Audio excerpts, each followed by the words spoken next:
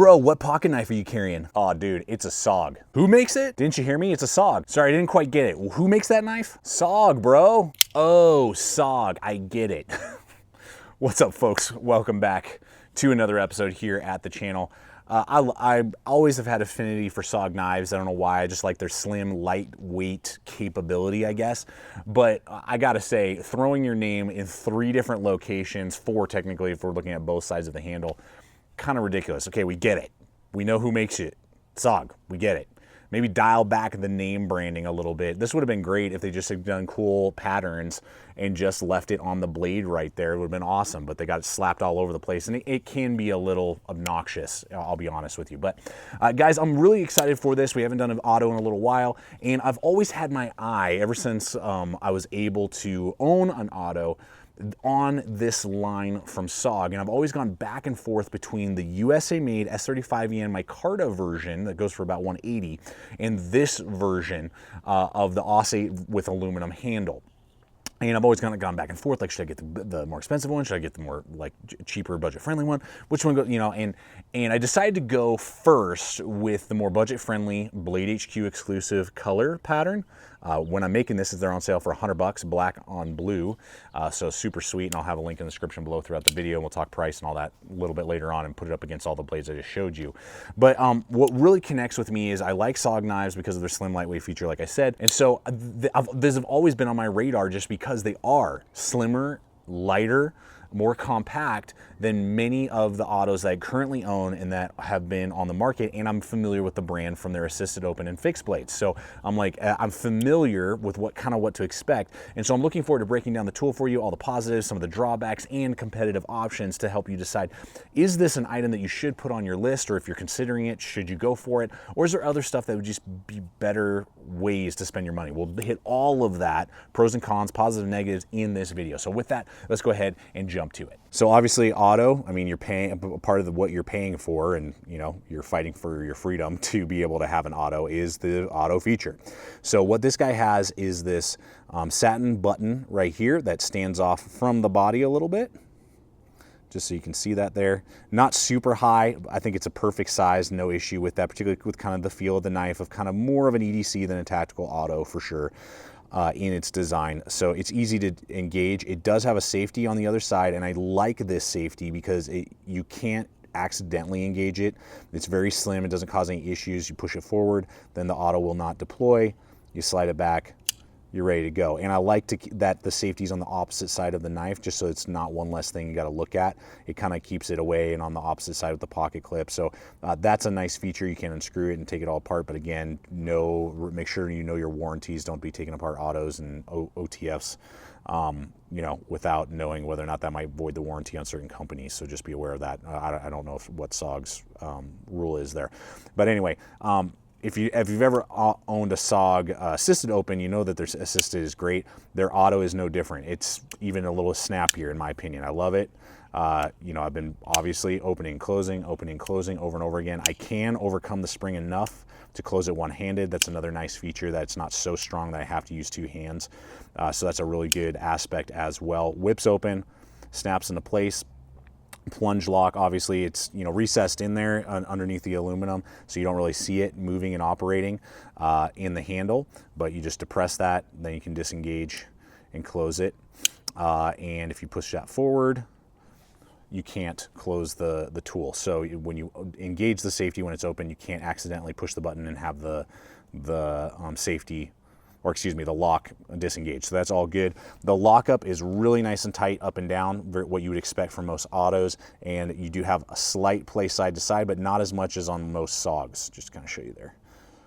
Most SOGs are kind of loosey-goosey all over the place. This is much tighter than I was expecting, and very similar to a lot of my other autos that I have. So the lockup is actually really good and on par with some of the other tools that I'm about to show you, or very close to some of the other tools that I'm about to show you here in just a moment. So 0 complaints. Really the only thing is, because of the way the blade is blue and black, the satin kind of stands out, which I guess is okay because you know where to engage, but it would have been nicer just to have like a black on black, you know, to match that pivot or something, or maybe red, you know, or something. I don't know. Like black and red would have been cool. It's a little tiny nitpick, but it's fully functional. All right, let's go ahead and hit the blade itself. How does this knife edge work? The geometry, the steel, all of that. What's really going on here with this knife? So what we're looking at is from handle to tip, 3.5 inches. Great, love that. Actual cutting edge is like 3.375, perfect. You do have a very mild recurve right here. I mean, just so mild that you barely even notice it, but there is a very slight recurve.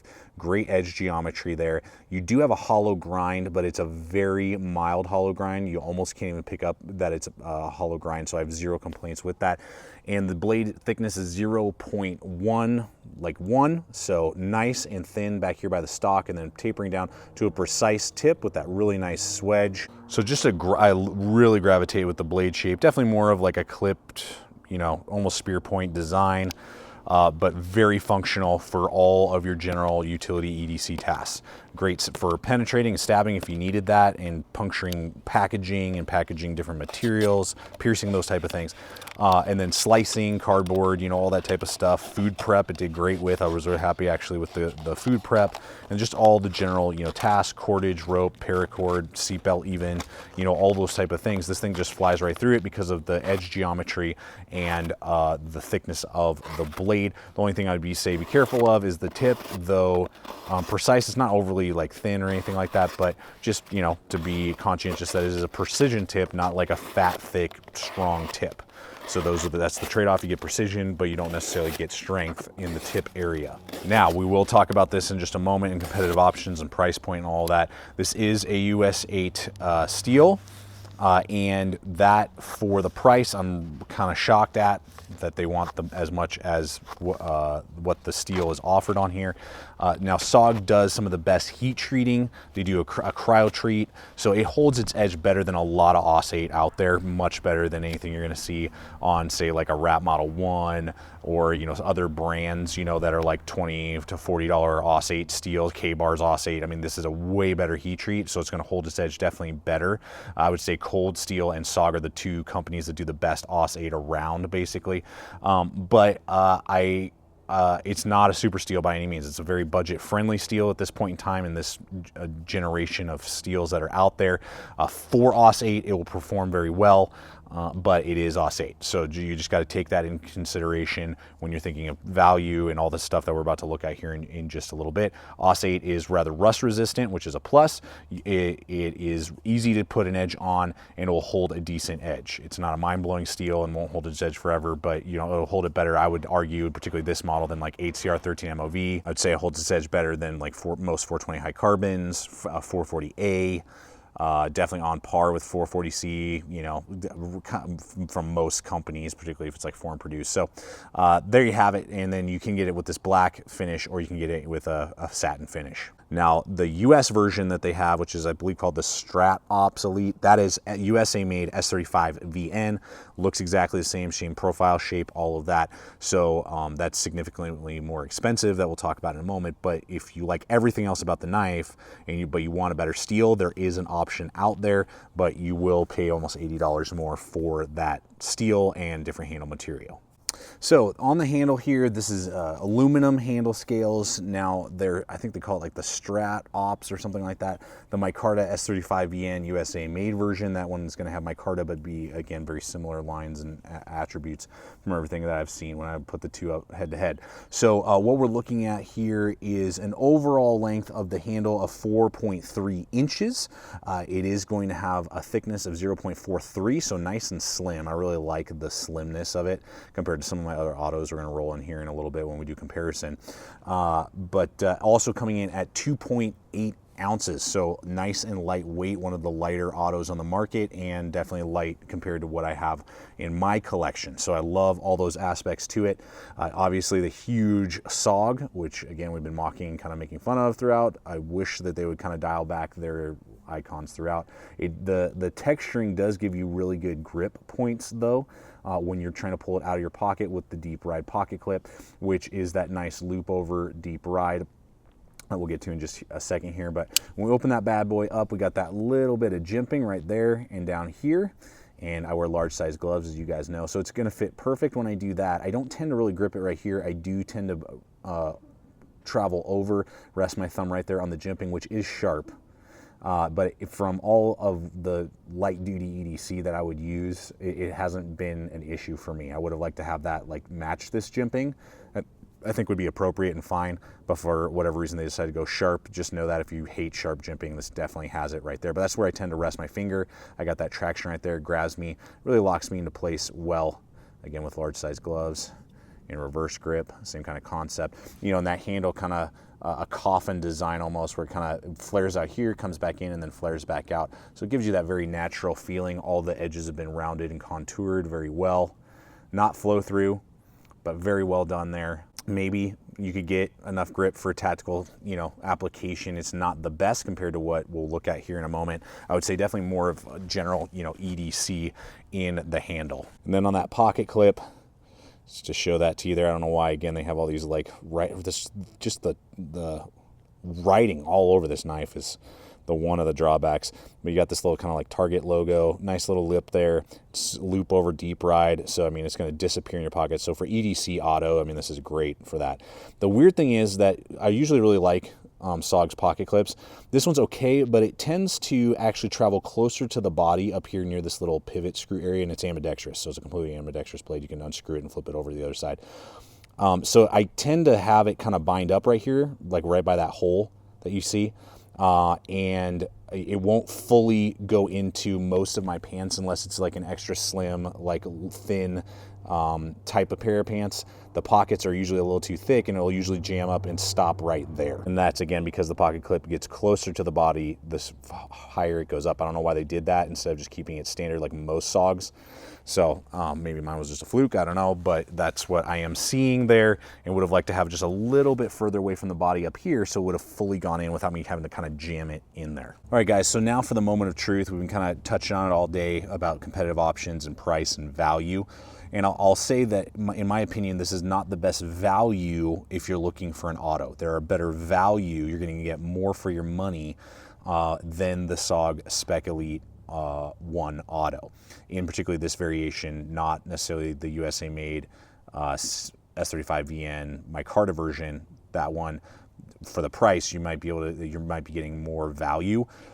This guy right here usually go between $100 and $120. Just depends on where you get it. I paid $100 for it over at Blade HQ. That's where I get my autos and OTFs.